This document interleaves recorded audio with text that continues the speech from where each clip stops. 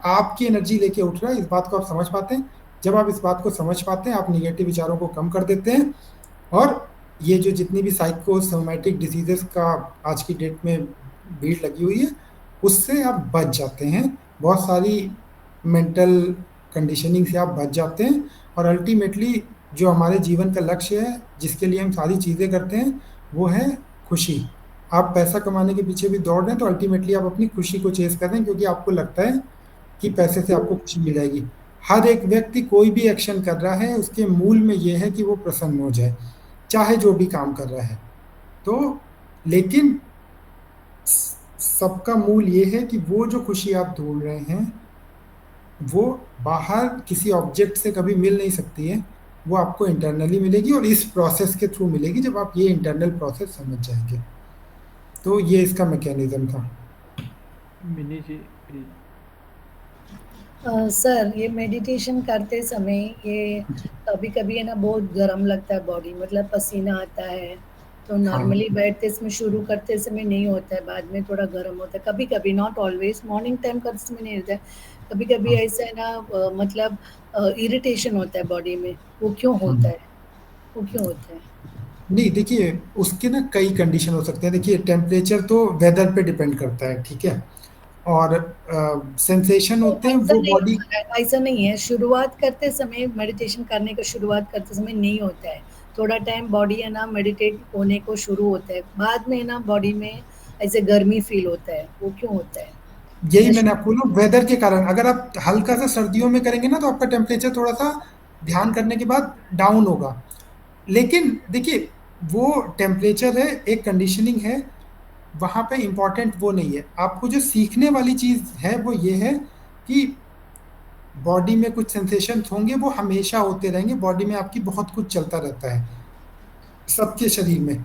आपको जो उस टाइम पे जो काम करना है, वो ये है कि आपको उसको विटनेस करना है, उसका साक्षी बनना है। आप जब उसके साक्षी बन जाएंगे, तो वो चीज आपको इरिटेट नहीं करेगी। वो चीज, आपको प्रॉब्लम केवल वहीं पे है जब आप उस सेंसेशन के साथ में, या उस चेंज इन टेम्परेचर के साथ में एक हो गए। गर्मी लग रही है, ओके, जब आप इससे लिविंग। एक हो जाएंगे, तो आपको प्रॉब्लम है। जब आप उसके साक्षी बन जाएंगे, विटनेस करेंगे, क्योंकि अल्टीमेटली देखिए, ये आप ये बॉडी नहीं है, ठीक है। आपको ये बात समझनी पड़ेगी कि आप जो मैं अपने को संबोधित करती हैं, आप शरीर नहीं है। शरीर आपका बचपन में दूसरा था, 5 साल बाद दूसरा था, आज की डेट में दूसरा है, ठीक है।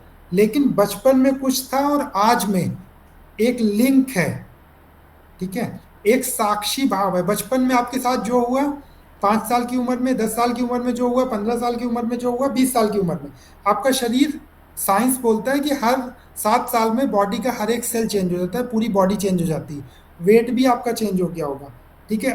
हर चीज, विचार भी आपके चेंज हो गए, आपकी जो माइंड की ग्रोथ थी वो भी चेंज हो गई, सब कुछ चेंज हो गया। तो शरीर तो आप है नहीं, लेकिन आप बोलती है ना कि वो मेरा बचपन था।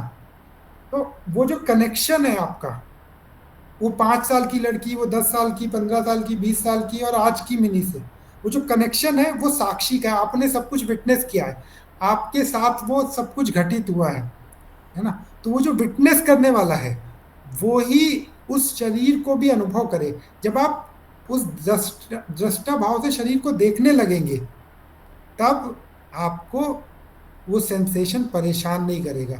वो आपके लिए एक दृश्य बन जाएगा, और आप दृष्टा बन जाएंगे उसको देखने वाले। आप रिलेट कर पा रहे हैं जो मैं बोल रहा हूँ? यस सर, लेकिन वो कैसे कर सकता है? बिकॉज बॉडी में कभी इरिटेशन होते समय हम लोग ध्यान से बाहर आ जाता है ना, तो वही हम्म। वो कैसे टैकल कर सकता है? वही वो मेरा क्वेश्चन। प्रैक्टिस से, एक ही हल है हर चीज का, अभ्यास एंड वैराग्य। अभ्यास, यस, मेरा। प्रैक्टिस। मतलब अर्जुन ने भी भगवत गीता में, कृष्ण जी से अर्जुन ने पूछा था कि मैं हवा को कंट्रोल कर सकता हूँ, लेकिन विचारों को नहीं कर सकता। तो उन्होंने बोला कि एक ही सोल्यूशन है, अभ्यास एंड वैराग्य। ये योग सूत्र में भी आता है, अभ्यासेन तो नहीं, अभ्यासेन तो कौन थे, वैराग्येण च गृह्णन्ति। अभ्यासेन तु कौन्तेय वैराग्येण च गृह्यते। यस। जी जी जी। सुवर्णा मैम को देखिए याद है पूरा। तो दैट इज द सोल्यूशन कि आपको जैसे जैसे आप विचारों को विटनेस करने लगेंगे आपके अंदर दृष्टा भाव आता जाएगा, जैसे जैसे आपके अंदर दृष्टा भाव आता जाएगा वैसे वैसे इन चीजों से आपको इरिटेशन कम होगी। शरीर देखिए सबका बढ़ता रहेगा लेकिन ग्रोथ उसी की है जो अपना दृष्टा भाव मजबूत करता जाएगा।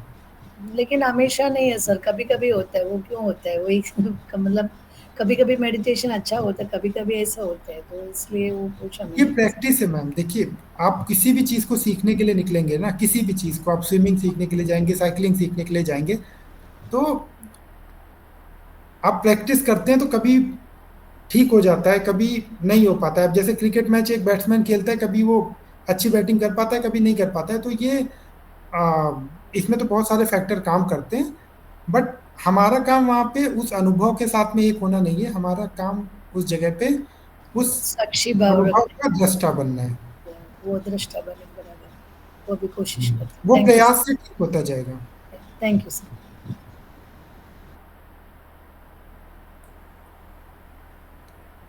Yes, please. Yes, Anybody please. else? Anybody else?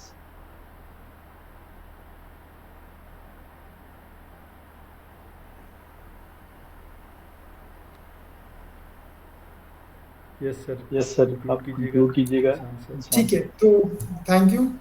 और आप लोगों ने बड़े पेशेंस के साथ में किया। Thank you so much. Thank you Suvarna ma'am, happy to see you.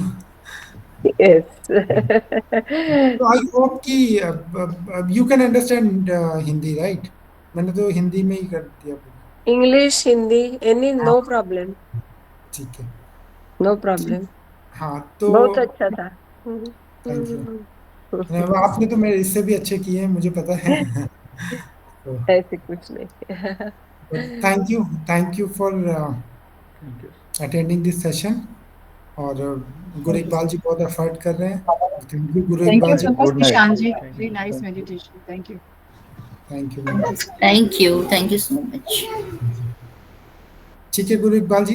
Thank you, sir. हाँ जी, Thank you okay so जी, much. good Okay, night. जी. Good night, जी. Good night. Okay, good night.